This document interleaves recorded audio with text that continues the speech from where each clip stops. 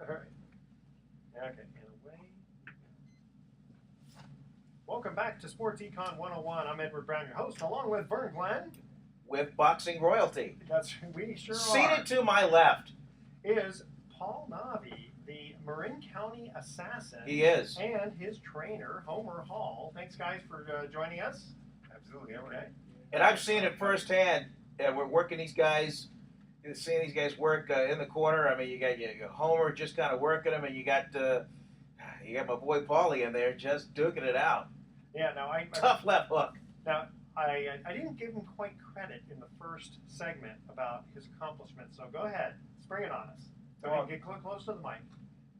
Former world champ, that's three-time world champion Greg Hogan, and four-time regional champion. Is that all? Hopefully that's enough. Yeah, that's enough, for sure. Hey, for one of those bouts, I was the ring announcer.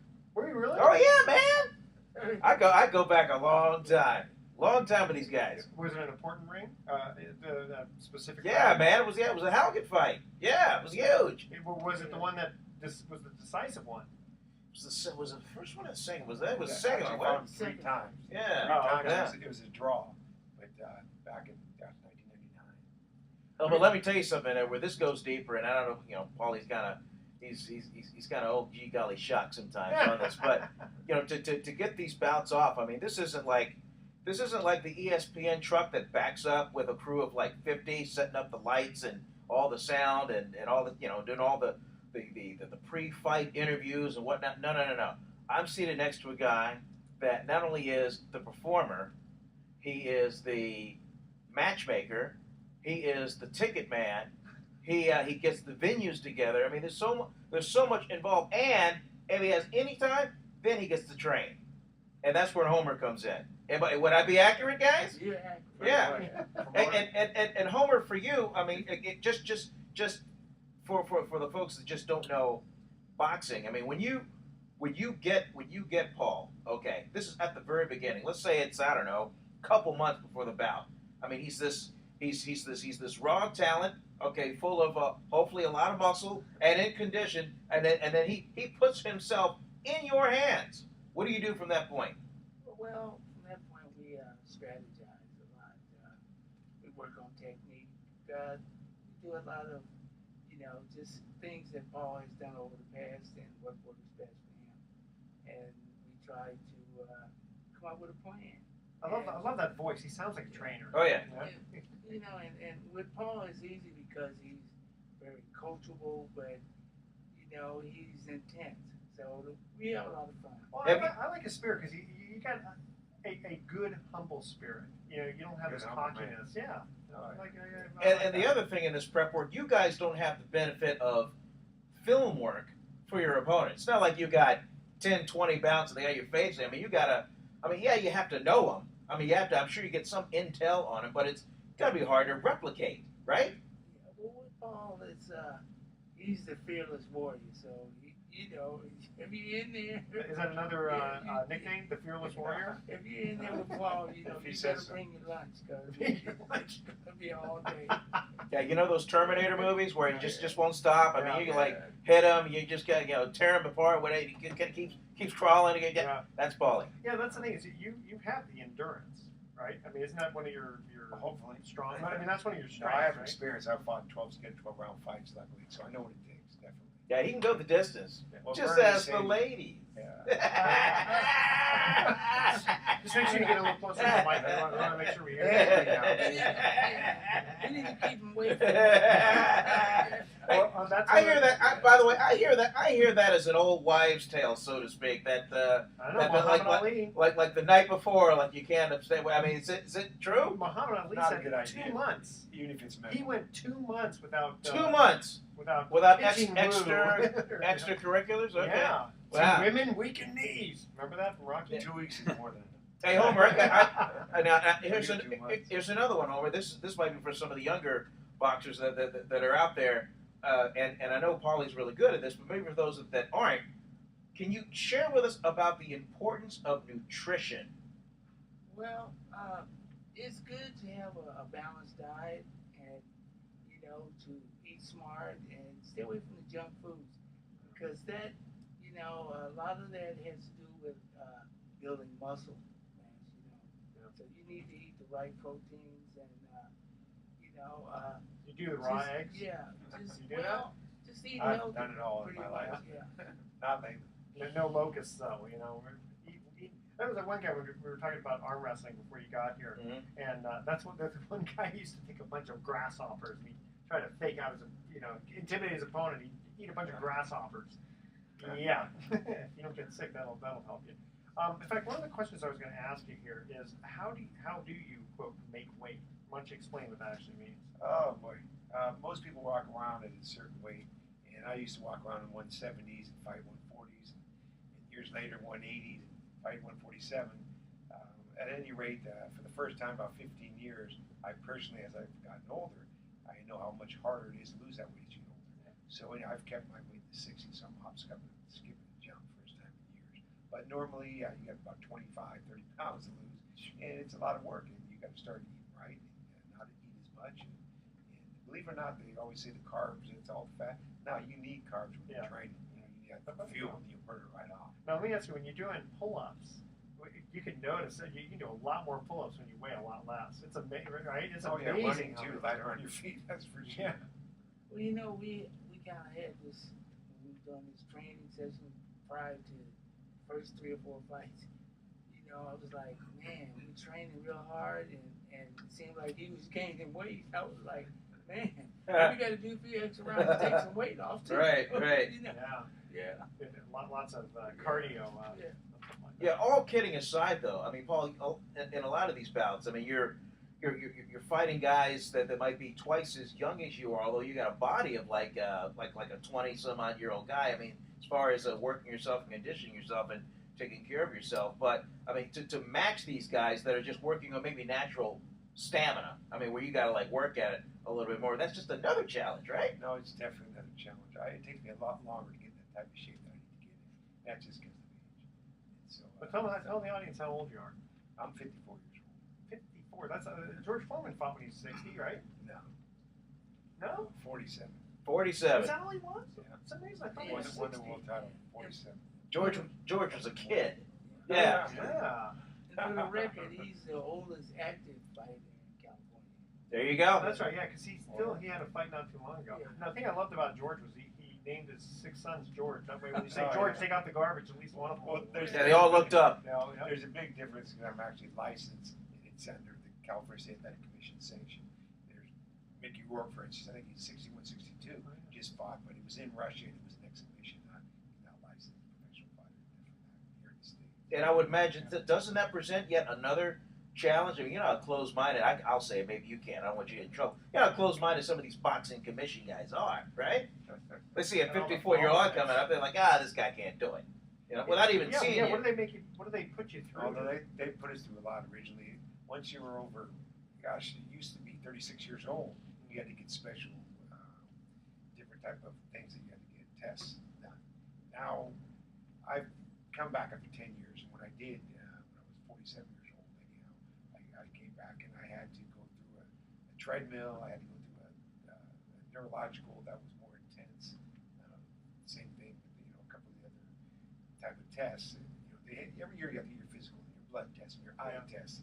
This neuro in California. Well, at least you don't have to pay for an extra. Brain scan. At least you don't have to pay for an extra physical. Tell you what, stay with us. We are in the studio with not only Paul Nave, the world-class champion boxer, but also his trainer, Homer Hall. We're going to cut to the first commercial break here, and again, the theme is NFL players by position. Okay, go. Okay, which defensive tackle registered 46 and a half sacks from 1997 to 2000? The first 3 emails, with the correct answer going to win a free 3-day, 2-night stay at the Lighthouse Resort. Email edward@sportsecon101.com the answer to this question. Which defensive tackle registered 46 and a half sacks from 1997 to 2000? I see Vern's eyes go up and to the left. That means he's thinking hard. I am, man. All right. Okay, stay with us. Sports Econ 101. We'll be right back. 97 to That's 2000. tough. Yeah, it's a time limit. 97 to 2000. Yeah, I had to think about that. Probably. Tackle the boot. Everybody's Googling right now. Yeah. Yeah. They're going to get that little cavern. Don't worry, I'm not looking it up. I was teasing about that. I go, stop looking on the internet. I'm going to plug this phone in. Deacon Jones and Merlin Olsen. Not in those days. You got to go back 30 years from that one. This is 1997. This is 1997. Oh, okay. I'm going to take one good guess. It's probably going to be wrong. I'll take one good guess. That's okay, yeah. You get surprises on the Defensive tackle.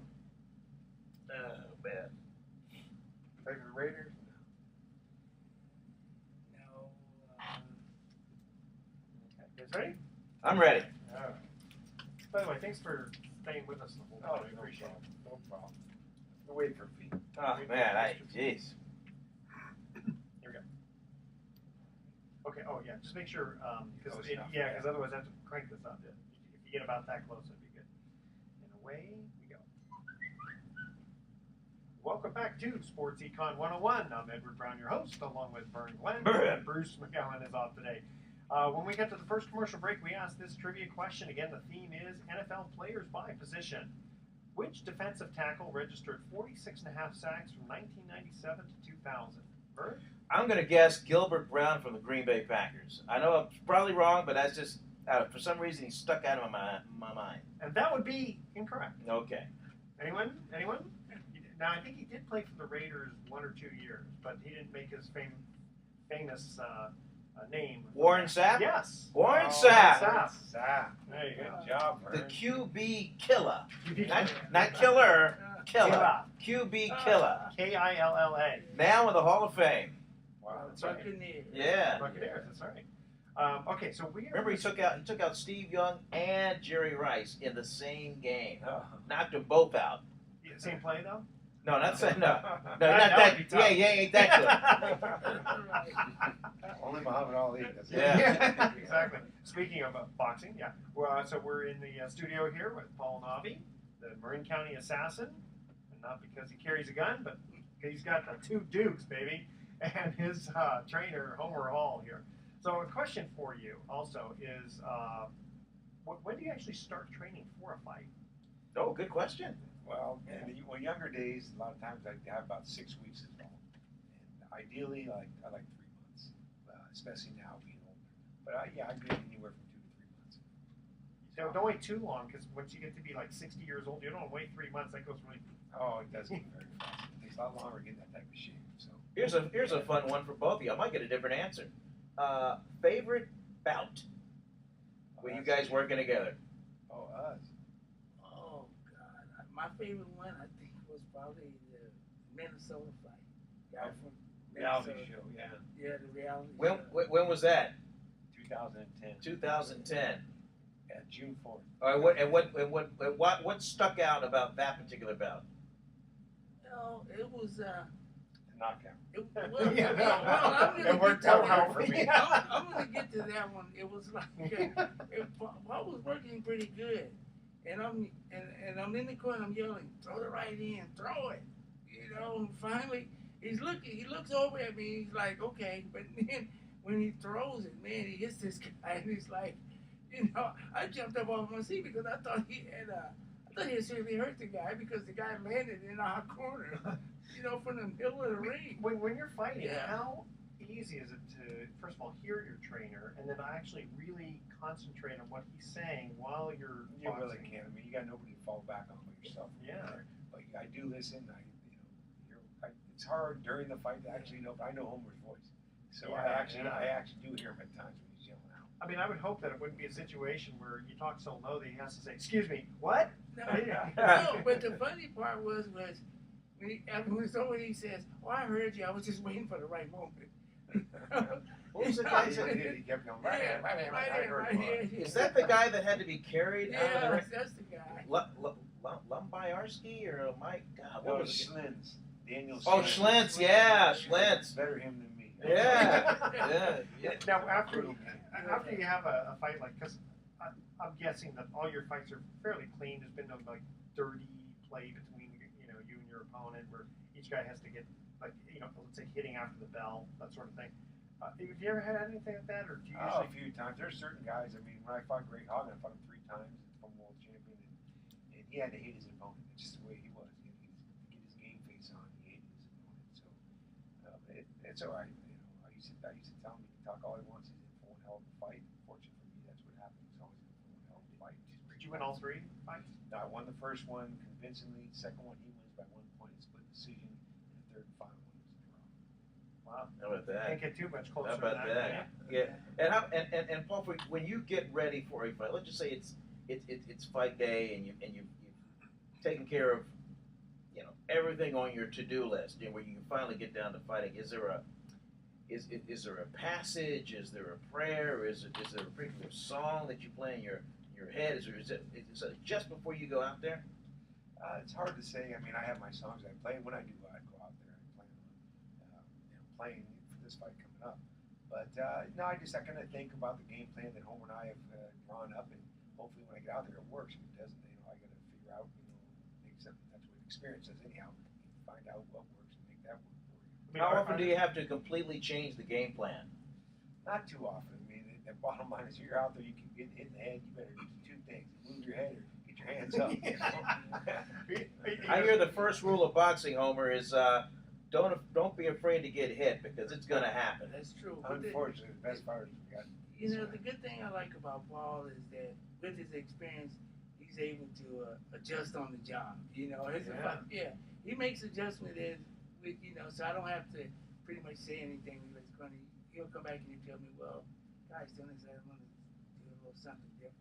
You know, instead of me telling him, he's telling me, well, yeah, I got that. This is what I'm going to do. Well, I'm not sure if you actually asked this question, but like just before a fight, is there any kind of specific music that, you know, like maybe they're actually Rocky like, music? There's or certain, like well, not that? so much to get me jazzed up, but certain songs that I enjoy that I think will help. You know, I guess technically yes, it gets me, you know, driven and the crowd going. But I was going to mention real quick. Homer was just talking about the same thing we spoke about earlier. The guy Bill Cervantes, years ago, I'd go out there and I'd wing. I'd get top shape, 5, 6, 7 rounds, whatever, and usually 6-round fights. And I'd go out there winging and try to take the guy out. And I was fortunate enough to knock a few guys out. And a guy named Bill Cervantes from Headley Marcus Kerr named me. The first was the Marin Mauler, and then the Marin County Assassin. Yeah. But anyhow, what I was getting at is now I'm older, I use my experience, I'm a little smarter, and I more or less I go out there, instead of winging and trying to take the guy out, I assess the situation. And I start trying to see what works and what doesn't work, as far as, you know, I'll see what he's trying to do, get my distance down. Yeah, what is weakness? Yeah, I'll throw certain combinations, see what works. If it's working, go with it. You know, it's interesting. My question to you about, you know, like music and stuff like that, it just reminded me. I've told Vern the story before. You always have to watch what you put on your iPod. Because I was at the gym one time, and I was in pretty decent shape, and I was doing a bunch of pull-ups, and I was on, like, you know, I was listening to, you know, one of the Rocky type things, right? Yeah, of course that helps, right? And I'm on pull-up number 15, and on comes Barry Manilow. Oh, I wow. dropped like a noodle right on the. That was embarrassing. Yeah, you got to turn your man card in. I- Man, get very mental out. Listen, I told you what happened before. Someone put "I feel pretty." Oh, so pretty on my iPod. I almost got beat up by a 12-year-old kid. Yeah, good thing it wasn't your ringtone. hey, Homer. How many years back do you go back with Paulie? Oh God, I've known Paul since he was 12. 12 years old. Yeah. It begs the question: what did you think the first time you saw him walk in the gym? Well, you know, Paul's always. Or maybe had you heard about him before you saw him? Well, I had heard about him, but everybody has heard about the Nave, so you know, there's no strangers. But when you seen Paul, it was like, here's this little tough guy, he's a little firefoot, you know. You just knew he was tough, you know. It's just the way his character, you know. But he was a nice guy. I mean, you know, I think I probably had more problems with Andy than I did with Paul. Andy Nance. Yeah. Okay. Andy, yeah. Andy was Jack. We kept Andy around, kind of keep him out of you know, Jail? No, No. not out of jail. No, it's just, he was just mischief. He wasn't a jail type of. He's a prankster. You know, yeah. But Andy he Nance, was a nice guy. He was a prankster. Yeah, the boxing contemporary of Paulie. Hey, Paulie, where does the toughness come from? I mean, you always been known as the tough, nice guy out of there, but tough even at 12. Well, tough, that's the thing is because you didn't come from like some poor gghetto family. You know you what? certainly didn't get your tail kicked as a kid. So I mean, the toughness had to come from somewhere. I just grew up with 8 Right. Eight Oh, kids, that'll 7 do. brothers and Yeah. sisters, and grew up in an area in a park where you grew up fast in west end of Sangerfeld, and just the family. I mean, just the way it was. You were tough, you know. I mean, it's not good for my longevity in life now. I'll never ever quit that ring unless I can't move. So the way I can stop, I'll never quit, no matter what. But you're saying this will be your last fight coming? This will be, gosh, basically 30 years of fighting professionally. It started in 1985. You're not gonna pull a Brett Favre and take a couple of years off and come back, take a couple of years off. Yeah. I've told Homer, this is it, and unless I can get offered a couple $1 million to fight somebody in Vegas, that will be the only difference. Other than that, I'm done. It's been a long, great career. I've met, all my goals. I won a world title. I won 5, titles, one being a world title, and I fought some of the best fighters ever lived, and inspired with some of the best fighters ever lived. And then did you find once you got the world title, is it boom, everyone's now after you, right? Well, it's ironic. I worked my way up and finally got that opportunity to fight for a title. And again, it was fighting a guy Jose Luis Madrid, 17 knockouts, and I was fortunate enough to beat him. And I got the Hagen fight, and I was going to retire had I lost, because that's your whole, how you say, goal in life as a fighter, to get that opportunity to fight for a world title. And I was fortunate enough to win. And then I lost the second fight, but I never said I was going to retire after that. And ironically, I just kept going on, and finally I had 280 discs in the back between one of my fights, and I had to retire. That'll slow you down. Okay, stay with us. We're kind of cut to our second commercial break here, and then I want to ask Homer about. We were talking before we started the show about forfeiting some of the purse based on the weight classes. You know what I'm talking about. Okay, here's our second commercial break trivia question. It's NFL players by position. Which injury did strong safety Lawyer Malloy suffer late in Super Bowl 36? You remember that. The first 3 emails with the correct answer won a free 3-day, 2-night stay at the Lighthouse Resort. Here is the question. Which injury did strong safety Lawyer Malloy suffer late in Super Bowl 36? All right? Stay with us. You're listening to Sports Econ 101, and we will be right back. 36, he's going to be 80 years old to be alive. Was he playing for the Patriots? I think so. You better know history, otherwise you better be Lawyer 80 years old. Malloy, Super Bowl 36. Nice to see you. Ernie, that's Ernie. Ernie from Yeah, the- Ernie. You suffered a neck injury. All right, thanks. My 3 sons, Ernie. Great. You got a neck injury. Or maybe I don't know. I think maybe. 1936. No. Super Bowl Super Bowl 36. Oh, Super Bowl. Make a Oh, list. sorry. Or- They burned, we weren't even born yet. Yeah, you say that was 1936. My dad was born. Yeah. 36. Yeah. Like that, 1930. My mom 29, my dad 27. But get this, okay, so Eva she just turned 50, all right? So Your wife? Yeah, so just imagine that age, right? Take a guess as to when her grandfather was born. Yeah, he's not around. Grandfather. Yeah, he's not around anymore. 1895. I don't know. I mean, that would be kind of like, Yeah. that would be normal, right? You ready for this? 1861. Oh my God. 4 years before President Lincoln was shot. Yeah. Wow. Grandpa, do you remember the war? You mean the Civil Yeah, War? the Civil War, Wow. yeah. Yeah, can you imagine that? Yeah, her dad was, Wow. the grandfather was 67 when her dad was born. Damn. Yeah. So the father had her very, very old? He was also old, yeah. There's 104 years difference between Oh her my brothers, a God. couple years younger than this guy. Something rotten in Denmark. Yeah. Damn. Well, he married a 37-year-old Yeah, woman. no doubt. Yeah. Yeah. Wow. Still had the vibrant Especially back goods. then. Yeah. Now they got all kind of special. First, Yeah. yeah. That was pretty wild. Lived after getting kicked by a horse. Oh, Yeah. Wow. Okay. I'm going to get this question answered and move on to some fun stuff. All right, here we go. Welcome back to Sports Econ 101. Again, I'm Edward Brown, your host, along with Vern Glenn. Mm-hmm. When we cut to the second commercial break, we asked this trivia question. Again, the theme is NFL players by position. Which injury did strong safety Lawyer Malloy suffer late in the game in Super Bowl number 36? Gosh.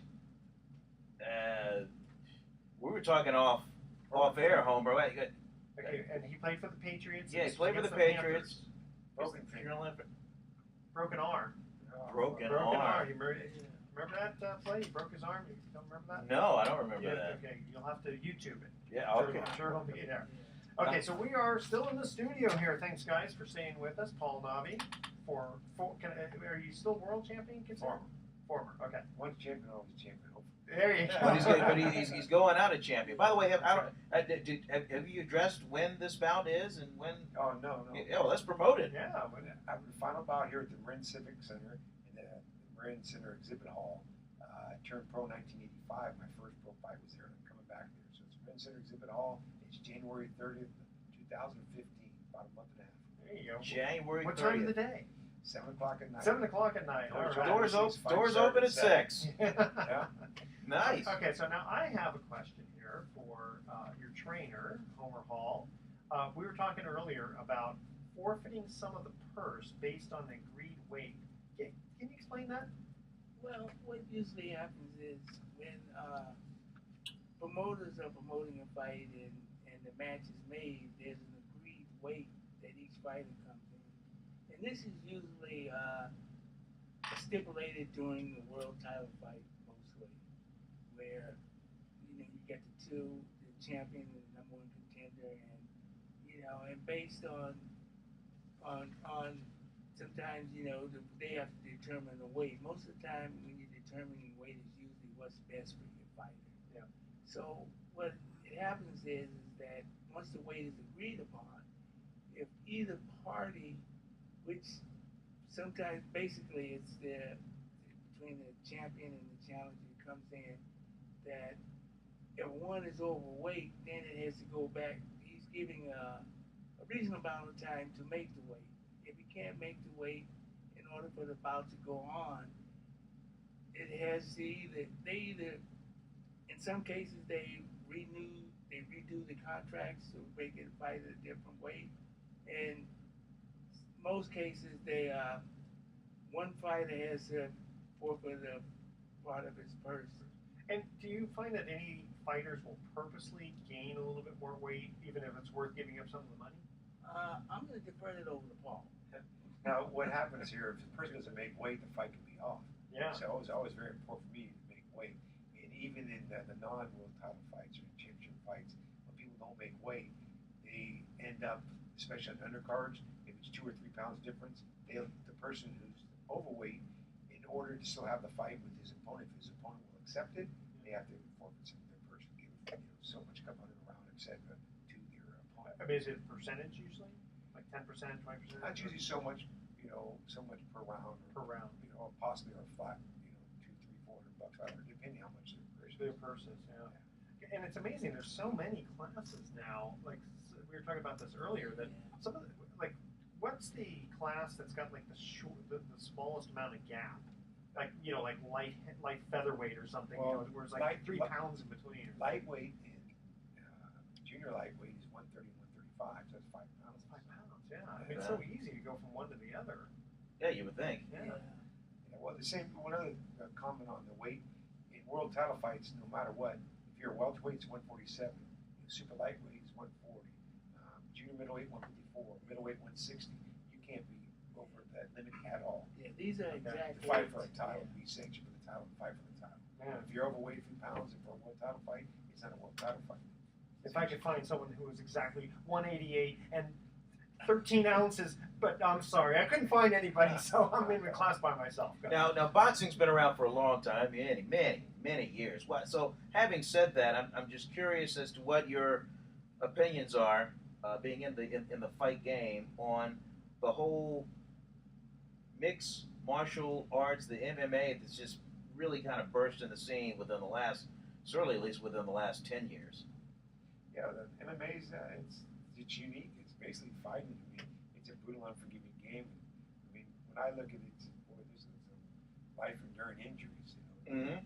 But they stop a lot quicker. So they either tap out or if they get hurt pretty good, they stop them quick. So how good of boxers are these guys?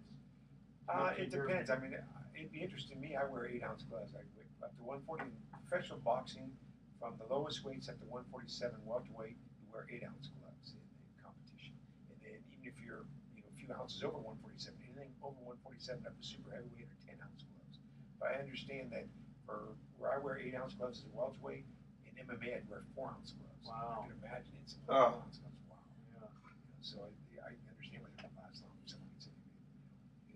And in the boxing game, what is the background for most of the fighters? I mean, I know you had a strong wrestling background before you really took over, boxing like full time. But any similarities with that? I mean, there might be some maybe formal, martial arts guys, or it's just purely, boom, learning the left, learning the right, hitting the ropes, hitting the speed bag, and just learning the other way.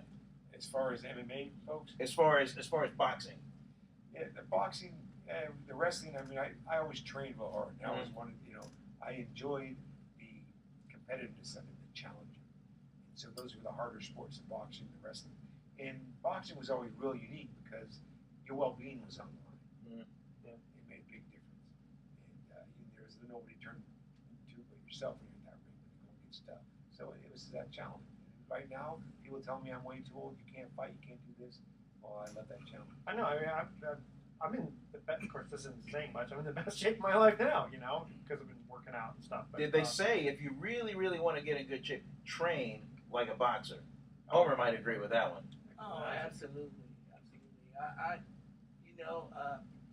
A boxer has a regimen that's just really unforgiving, and at the end of the day, when it's over, you're ready to go lay down. I can imagine. You can tell just by looking at Paul. You can tell he's a good boxer. You know why? Why's that? Because he's a good-looking guy. He doesn't Hey, have his there nose you in go. 4 different Hey, places. there you go. But there, He's been broken a few times. I was gonna ask you, what- Looks pretty good. Worst injury you ever suffered in your career? Broke a thumb, hematoma to my ear. Oh. Gosh, what else? Boxing. Yeah. I just cuts. I got 24 stitches in the world title fight. What about the Hagen fight? Yeah, I was gonna say that. The guy. 24 stitches in my eye. Wow. Yeah, it must have swelled up quite a bit while the fight was going The on. blood would never stop. I was very fortunate it didn't stop it. I mean, actually, I would have won had they stopped it, but you never know early in the fight if you're ahead or not. Yeah. And I just kept fighting, and it went all 12 rounds. One of those things where people said, "Oh, what happened to you?" and you just go, "Well, you should see the other guy." Yeah. And if you see some of the pictures, you would say, well, he won the fight. Yeah, exactly. See, all this talk is making me want to do 3 push-ups, take my milk of magnesium, and take a nap.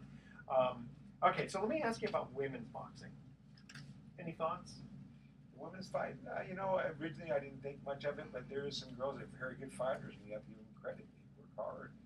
The interesting thing for the women, or fortunate for them, they can move the ladder awful quick. There's very few girls in the game. Yeah. Mm-hmm. So I guess that movie $1 Million Baby really worked. fights or something. Yeah. And some of these women have made the crossover to MMA. I'm thinking of Ana Hulatan comes to mind, and she's fighting down in the Philippines most of the time. But I guess there's other countries. I guess where the women's game is really, really big, unlike the U.S. Yeah, exactly. Yeah. It's funny because you'd think the U.S. would be big in that compare. I don't know. I would think the U.S. would be a leader with that kind of God, stuff. boy, Mexico and the Philippines, women's game is huge for whatever reason. Yeah. Uh, That's yeah. interesting. And do you think they train? Homer, you might know this. Do you think they train the same way, or do you train any women? Yeah, I have. Unfortunately for me, I have trained 2 lady boxers. One actually is attending USF, and she's in Afghanistan. In August, she's really good, and she. Last year we had the opportunity to fight the women's champion from England, and so she done very well against that. In fact, she won. So I've had great success with a couple girls. I started with a young lady, when she actually won the Golden Gloves when she turned pro. She had a few professional fights, but it just the sponsorship and then being able to train and work because she was actually doing construction too. I mean, there's probably not as much money. Not as much obviously. money, But do you train them the same way as you were training me? Well, for me, I do. I just because when you come in and I'm training, you want to box, you're gonna I mean, still the body blows. And, Well, yeah. But with Nargis, because she was a basketball player turned boxer, she got a scholarship to USF to actually play basketball. And she came when we had a boxing class. We were teaching Angela and I, and she came in and started boxing. So she dumped the scholarship to become a boxer. Wow. So I started training her, and everybody said, "Oh, she's not gonna last." I said, "I'll take her, because she was aggressive." How tall is she? She's about 6 feet, and so once I got the basics down, I just started putting it in with the guys. Yeah, I was gonna say if she's 6 feet, she probably has a decent reach. Oh man, she can hit too. You know, she Wow, hit. dropped it. But what was it? Was it for? Was she going to play for Jennifer Azzi, and then she just She dumped was it? on the team. Wow. Yeah. Wow. Well, I guess you have to look at, okay, how much money can I make in the WNBA? How much money can I make it in there? Yeah. Anything else you want to ask the guys? Yeah, I wanted to ask you about how the fight game is, I guess, the following in different countries. I not having seen about in Europe or the Ukraine or whatever, but you guys have traveled a lot more than I have. But any particular place, continent where the fight game is really, really over the top from a fandom standpoint? Still in Vegas, I was absolutely, and then I would even say in the UK. In the UK. UK, it's pretty. They get big crowds. Yeah, well, and for me, I would have to say the Philippines. Mm-hmm. And Thailand has it's really, boxing is really a big thing in Thailand too. Wow. All right, guys. Thank you very much. And Paul Nave? again, the bout is January 30th. January 30th. And you're usually crafty with like a headliner. Is this like a farewell to arms kind of? What's the theme for this one? One for the ages. One for the I like ages. that. One Very for the good. ages. And your trainer, Homer Hall, will be right there, right? Yeah. Oh yeah. You know, it's kind of like a swan song. I'm trying to figure out maybe I got to get a new profession now that Paul's. January 30th, the Event Center, San Rafael, California. Doors open at 6 and let the games begin at 7. Why don't you go out in a blaze? Should be about 5 pounds. There you go. All right. Okay, we like that. How many rounds? Yeah. Predicting? Me? And I'd just like to say, Three. Three. for all you sports two. fans, I take it back. come out and see Burn Glenn live. Ah! Hang on, Big that's V. it. Announcing the fight. Oh yeah. Oh okay. Well, All right, that that works. I'll Okay, have guys, we're gonna- to here's tailor our- my tuxedo for that one. Okay, here's our third and final trivia question. Which Cleveland Browns punt returner, became the first to run 2 punts back for scores in a game against their rival franchise, the Pittsburgh Steelers? All right, here's the question again. Which Cleveland Browns punt returner became the first to run 2 punts back for scores in a game against their rival franchise, the Pittsburgh Steelers? Stay with us. Sports Econ 101 will have some closing comments.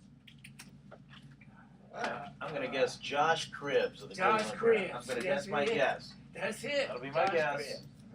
Cribbs. My guess. I'm sticking with it. Josh Cribbs. I was gonna say that. I was thinking Is that it or we have one he's more? back with. There's just a 2-minute Josh- closing. He's back playing with.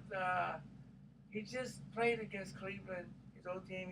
He was running back punch for. Well, he was at the Raiders, and then he just didn't for like a cup of coffee, and then Yeah, and then but he just was in the game. I think he was playing. Oh, he's running back for Cincinnati. oh, for the Bengals, Yeah, the Bengals when they just played. They just Cleveland. destroyed They Cleveland. destroyed Cleveland. Yeah. Johnny Manziel's Didn't look too NFL good, debut. huh? No, Yeah. Well, I mean, it's like me. It's almost like what could I say? What was the guy that used to back up Steve Young for the 49ers? his backup Yeah. it wasn't Druckenmiller. It was, No. It wasn't Garcia. No, it was, Sean Hill. it wasn't Sean Hill. It was the other guy, Bono. Oh, Steve Bono. Steve Bono. Yeah. I just saw him. You I just saw him, Steve. Yeah. I just saw Steve and his wife Tina at a charity function. Yeah, it was Bono. 1 second. That's okay. Yeah, Sorry. we're just closing. Okay, We're perfect. you want to just hang up? We're just. Oh, yeah. I was gonna say this is the last 2 minutes here. We'll just see if you guys can answer the question. Here we go. All right. Ready? Here we go. Welcome back to Sports Econ 101. Last time I'm Edward Brown, your host, along with Bert Glenn. And here's our third and final trivia question: was which Cleveland Browns punt returner became the first to run 2 punts back for scores in a game against their rival franchise, the Pittsburgh Steelers? And your answer was? I had answered. I had thought about Josh Cribbs of the Cleveland Browns. Unfortunately, that's not No. correct. Ready? Yeah. Eric Metcalf. Eric Metcalf, number 21. Right. Terry Eric Metcalf. I knew Yep. it was somebody's son. I kept trying to. So something. I'm not sure why we're getting that squeaking noise there. Okay, guys, here's our thoughts for the day.